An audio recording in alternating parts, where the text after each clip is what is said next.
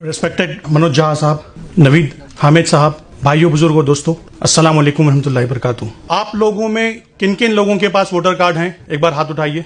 आप लोगों में से 15% लोग जब वोटिंग के लिए जाएंगे तो ये पाएंगे कि आपका वोटर कार्ड वहां मौजूद नहीं रहेगा और आप वोट नहीं कर पाएंगे। मेरी एक सॉफ्टवेयर डेवलपमेंट कंपनी है हैदराबाद में। हमारा काम है इमेज को टेक्स्ट में कन्वर्ट करना।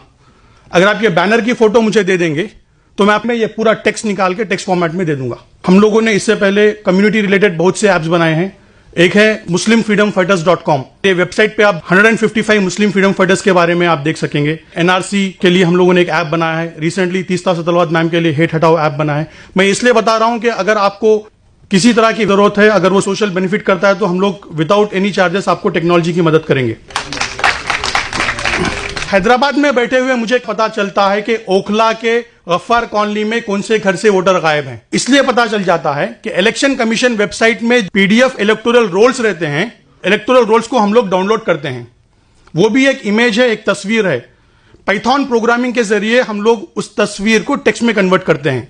इलेक्टोरल रोल्स में आपको ऊपर के हिस्से में गली का नाम रहता है, उसके बाद नाम, फिर गार्डियन का नाम, फिर उम्र और उसके बाद घर का नंबर। जब प्रोग्रामिंग के जरिए हम लोग ये पूरा डेटा को एक्सेल शीट में कन्वर्ट कर देंगे तो हमें पता चल जाता है, मिसाल के तौर पे वोटर सीक्वेंस नंबर 1 है, वहां पे वोटर आईडी है, आदमी का नाम अब्दुल समद है, उनका गली का नाम है और घर नंबर है।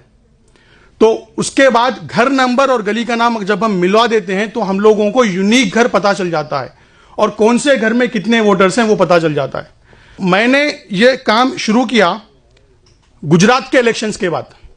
गुजरात के असेंबली इलेक्शंस जो 2017 में हुए थे, वहां पे 16 जगहों पे बीजेपी ने जीती थी सिर्फ 3000 के मेजॉरिटी से। मिसाल के तौर पे आप गोधरा ले लीजिए। गोधरा में बीजेपी की मेजॉरिटी थी 253 वोट्स। वहां की जब मैं वोटर लिस्ट एनालाइज कर रहा था तो मैंने ये पाया कि 1800 मुसलमान घर गोधरा में ऐसे थे जिसमें एक ही वोटर था। क्या ये पॉसिबल है? इसी तरह से आप देख लीजिए ढोकला, बोताड़, हिम्मतनगर, हर कॉन्स्टिट्यूएंसी में 15 से 20% मुसलमान घर ऐसे मिल रहे हैं जिनमें सिर्फ एक ही वोटर कार्ड मौजूद है। अब ये वोट गए कहां? नंबर 1, वोट जाने की वजह है शरारत।